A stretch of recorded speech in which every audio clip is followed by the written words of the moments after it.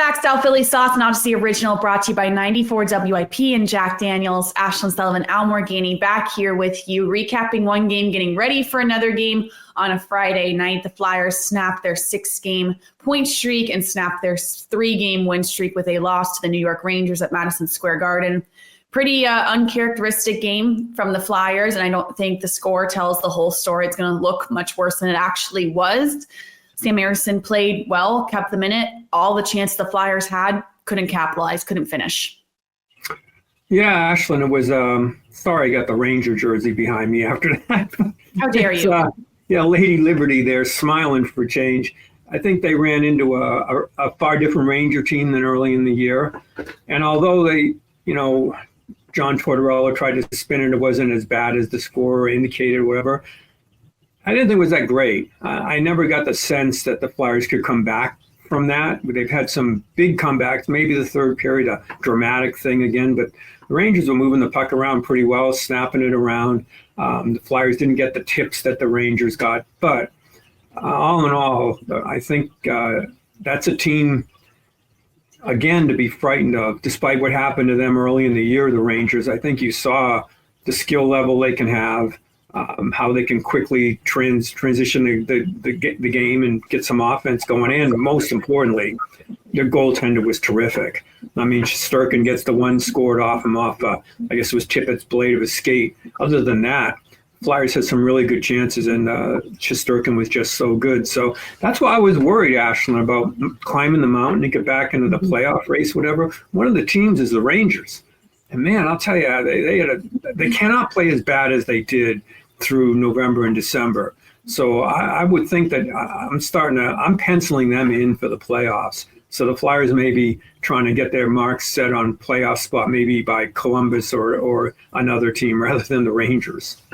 Right. And a month ago, you felt pretty confident that the Flyers would jump the Rangers. And truthfully, you weren't very worried about them. A lot of people counted them out and you thought, okay, that's a spot that opens up that normally isn't open. And I think it's very similar to last year with the Devils, where you thought they'd be in it all year and you didn't even have to really worry about them at the end of the year either, where it's kind of flip-flopped here at this point, where the Devils are playing very well. The Rangers are now getting their feet back under them, and the Flyers are frankly in a position where they're just trying to keep up at this point. Yeah, they're going to have to try to keep up. And they've got, in addition to that, I mean, the story of the NHL with Columbus, right? And, are they going to drop? That's a team you might be looking at. Columbus, to maybe they're a team that drops, or Boston. Now, that's a team like the Rangers. Originally, I thought, okay, they'll come back to where they belong, but they've been struggling a lot. So there are spots that are going to be there. There are teams that I don't think Washington at this point looks like they could fall off a cliff. But I think more than anything, and this is a message that Tortorella and management will try to get through, is just take care of your game, see what happens, and try to stay with it. And that's the biggest problem here. The Flyers played pretty well over the last 3 weeks or whatever, but not managed to gain much ground or put any, like there's no comfort zone that this team has. And it's hard to push through night after night to have no margin for error, basically. 15 games in overtime? So it's like every night. Yeah, it's like you're putting the car in overdrive every single night to try to get this thing done. And you wonder when when kind of the gas tank sinks a little bit lower. You saw in the Ranger game, after the game, Tortorella's like, well, we played pretty good. We didn't block shots. Well, blocking shots that's when you're really you're engaged. And it's like sell out completely. It's really, really hard to do game after game after game after game. And that's what the Flyers have had. They did it last year and then kind of ran out of gas at the end.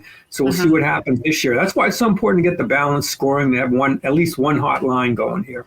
Right. And especially when you only have one goal, you don't have a lot of room for error. I was talking to Jamie Drysdale about this at practice, about how hard it is, but you were just talking about to keep up night after night, knowing your best chance is to play strong defensively, block all these shots. And he's like, yeah, we know it's hard, but we know that's our only chance. Yeah, it's hard to do. And it's successful. There's no other blueprint here. No, there isn't. And that blueprint, is, is one that can't really change. I mean, they've had like a couple of games they've had like a 2 or 3 goal lead, and that's like, well, that how nice is this? Yeah. It's so weird to have a team that doesn't have much of that. So that's where they're going to have to grind every single night, and that's where it starts to catch up. Fortunately, they've got guys that can do that. You got a Hathaway. This is where those guys become so important. The night a Sealer, Hathaway come in, and you kind of feed off of that energy. But it's a big ask again, and again, it's a big ask because you have to also depend when all this is going on. You got to depend on your goaltenders to be really, really crucial at big times, big saves at big moments, especially by now with Ersson, obviously. Right, and we had an answer with the goaltending situation this week, finally, after thinking this would last 2 weeks tops. It's lasted almost a month and a half, 2 months that the Flyers have kept 3 goaltenders on their roster. They sent Kolosov down. That was a big topic of whether, one, he would want to do that, 2, he would stay within the Flyers organization. If that has happened, we have heard that everything is fine, that he is going to play for Lehigh. Fedotov is the backup here, and we're expecting to see Ivan Fedotov maybe Friday evening against the Islanders. But I got to think it feels good for the organization to at least have this somewhat settled. Yeah, it's settled at least for now. We'll see what Fedotov does. He's been really good his last couple of outings, battles. Kind of looks, because he's so big and his style is kind of awkward, it's not the most technically efficient goaltending that you're ever going to see. But I mean, I lived through the Dominic Hasek age, so you don't have to be technically efficient, just stop the puck. And he does that. He's been battling. But now, what happens now is, you know how like Ersson had to step up and like, it's different when you're the guy. Well, it'll be different now for Fedotov when he's the second guy. You're counted upon in back-to-backs, especially in situations like this. So that's really important that he plays that role, because there'll be more of these coming up. You don't want Ersson to get completely worn out as he did last year, especially if he ends up on that Swedish team in 4 Nations, which is it's not a long tournament, but it's time you would have had off. And with him coming back from injury and what happened last year, I kind of would have preferred. I like Sam, and I hope he's getting the chance to play on the team Sweden. But if I'm running the team, I'm like, oh boy, he could really use time off. I'd rather have that. So we'll see what happens there. And you're going to have him be exceptional in the Rangers game. The tips went past him. I mean, they were hard to stop. But for this team, you have to make the miracle save, and you have to especially make that big save in the third periods.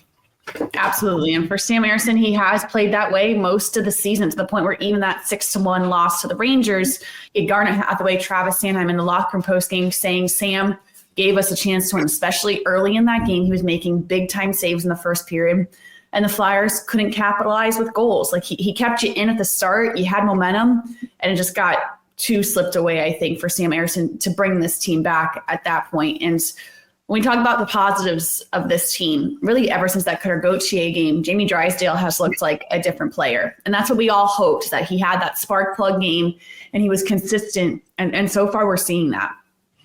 Yeah, that's kind of why I was kind of like confused when John Tortorella was at least pretended to be upset after that game about like the energy that was there just because of Cutter Gauthier. I really thought it was something that the team, and especially Drysdale, could feed off with, his name being chanted, Jamie's better in the crowd.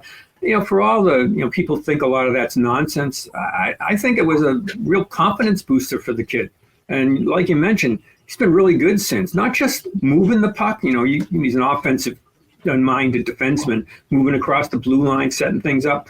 But I think, I'm not going to say he's knocking people over, but he's getting involved more in traffic, if you will, to come in. And that I think has really been a strong point of his game right now. So I think he's been since that Gauthier game, I think he's been a huge plus for the Flyers. Yeah, he really has been. And we look at the remaining schedule here, a ton of Metro opponents and a lot of games in a short period of time before this 4 Nations tournament. You're going to need help, but help wasn't exactly on the way. But we are seeing some guys step up from Lehigh, come up and contribute. And that's what I think is most encouraging about this Flyers organization is you have guys that can come in and plug and play right away, which I think is very rare for, I don't even want to say young, because some guys are 29 coming in and helping out, but guys that haven't, had the NHL experience to come in and contribute is key. Yeah, they got a couple. I mean, this is also why, they managed to keep pace. Lawton out has been a huge hole in the lineup. Yep. And, Paling out, a huge hole in the lineup. And so they bring in, fourth line to play on the fourth line, Obels, and, Richard comes up and almost he got away with something in terms of injury. I thought he was going to get a skate in the eye. It turned out just part of the back of the skate blade to hit him against the Rangers. But those are important pieces to come up and just fill in. That's where their, as you mentioned, their depth, organizational depth helps them. I don't know how long you can depend on that, but they come in and they do a commendable job keeping you in games. Don't look out of place. Same system being used with the Phantoms. Ian LaPerriere doing a good job down there sending guys up when they come up ready to play. I don't know how long you can depend on that, but I think for right now, they got through at least the early parts of it. And I assume Lawton's back sooner rather than later, come back in the lineup. I don't know about Paling. Anytime that, quote, upper body, which certainly looks like a concussion, anytime that happens, I have no idea what's going to happen there. But that's where you have to have people come in and keep you up. And in these games, to come in and you're not just thrown into the varsity, so to speak, into the NHL. You're also thrown into the metro wars that are going on. So you're coming up. It's like, bam, Rangers, Islanders, Devils, Rangers, Islanders. I mean, that's an awful lot to ask in those really, really tough divisional games. It is, but we're seeing so far that they are staying in these games. And you look even at last week, big wins over the Islanders, big wins over the Devils. Flyers looking to repeat that again here this upcoming weekend and next week. A lot to talk about, a lot to pay attention to with this Flyers team as we have a lot more games before this Four Nations break here coming up soon. So thanks for tuning in to South Philly Sauce, an Audacy original brought to you by 94 WIP and Jack Daniels. We'll see you early next week.